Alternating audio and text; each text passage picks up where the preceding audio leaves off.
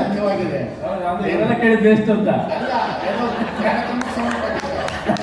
ಅದಕ್ಕೆ ಅಷ್ಟೇ. ಈಗ ಏನಂದ್ರೆ ಕ್ರೇಜಿ ಬ್ರಹ್ಮ ಈಗ ಏನಂದ್ರೆ ಹೊಸ ಟ್ರೆಂಡ್ ಅನ್ನ ಸೃಷ್ಟಿ ಮಾಡಬೇಕು. ಹೇಗೆ ಅಂದ್ರೆ ತಮಿಳಿನಲ್ಲಿ ಇಳೆಯರಾಜ ಅವರು ಕಚೇರಿಗಳನ್ನು ಮಾಡ್ತಾರೆ, ಕನ್ಸರ್ಟ್. ಅದು ಎಷ್ಟು ಫೇಮಸ್ ಆಗಿರುತ್ತೆ, ಮತ್ತು ಅಲ್ಲಿ ಜನ ಸೇರೋದು ಮತ್ತೊಂದು. ಈಗ ಯೂಟ್ಯೂಬ್ಗಳಲ್ಲಿ ಅದ್ರದ್ದು ವೈಭವಗಳೇ ಬೇರೆ. ಅಲ್ಲಿ ಎಲ್ಲ ನಟರು ಕೂಡ ಸಹಕರಿಸ್ತಾರೆ, ಎಲ್ಲ ಹೀರೋಗಳು ಕೂಡ ಬರ್ತಾ ಇರ್ತಾರೆ. ಆ ಥರದ್ದು ಒಂದು ಪರಂಪರೆ ತಮಿಳುನಾಡಲ್ಲಿದೆ. ಈ ನಮ್ಮಲ್ಲಿ ಬರೀ ದಸರಾ ಉತ್ಸವ ಮತ್ತಿತರ ಕಾರ್ಯಕ್ರಮಗಳಿಗೆ ಹಂಸಲೇಖ ಸರ್ ಮಾಡ್ತಾರೆ, ಎಲ್ಲೋ ಕೆಲವು ಅಷ್ಟೇ. ಅವರು ಆ ಮಟ್ಟದಲ್ಲಿ ಮಾಡಲಿಲ್ಲ, ಹಂಸಲೇಖ ಸರ್ ಮಾಡಲಿಲ್ಲ. ಅಂದರೆ ಇಳೆಯರಾಜ ಅವ್ರು ಏನು ಮಾಡ್ಕೊಂಡು ಬಂದ್ರು ಆ ಪರಂಪರೆ ಏನಿದೆ ಕನ್ನಡದಲ್ಲಿ ಆಗಿಲ್ಲ. ಈ ಕ್ರೇಜಿ ಬ್ರಹ್ಮ ಮೂಲಕ ಅದೊಂದು ಪರಂಪರೆ ಶುರುವಾಗುತ್ತಾ ಅಂತ ನಾನು ಹಂಸಲೇಖ ಸರ್ ಕೇಳ್ತಾ ಇದ್ದೀನಿ. ಪ್ರಶ್ನೆ ಉದ್ದ ಆಯ್ತು. ಪಕ್ಕದ ಥಿಯೇಟರ್ ಇದ್ರು ಗೊತ್ತಾಗಿಲ್ಲ, ದುರಂದರ್ ನೋಡ್ತಾ ಇದ್ದಾರೆ.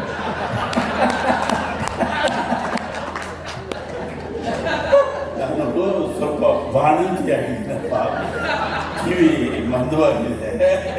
ಇನ್ನು ಅಷ್ಟುದ್ದ ಪ್ರಶ್ನೆ ಕೇಳಿದ್ರೆ ಕಷ್ಟ, ಚಿಕ್ಕದಾಗಿ ಕೇಳೋ. ನಾನು ಅದಕ್ಕೆ ಹೇಳಕ್ಕಾಗಲಿಲ್ಲ ಪ್ರಶ್ನೆ.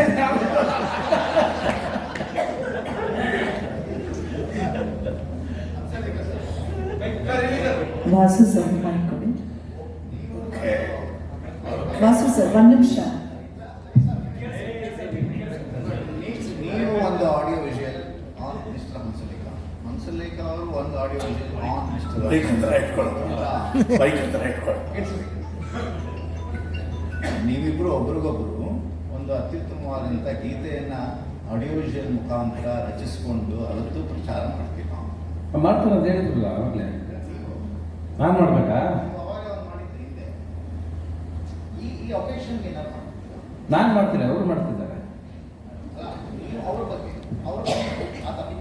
ಆ ಕಾಂಪಿಟೇಷನ್ ಇಲ್ಲಿ ಬೇಡ ರೀ, ಮತ್ತೆ ಬೆರಿ ಕೊಟ್ಬಿಡುತ್ತೆ.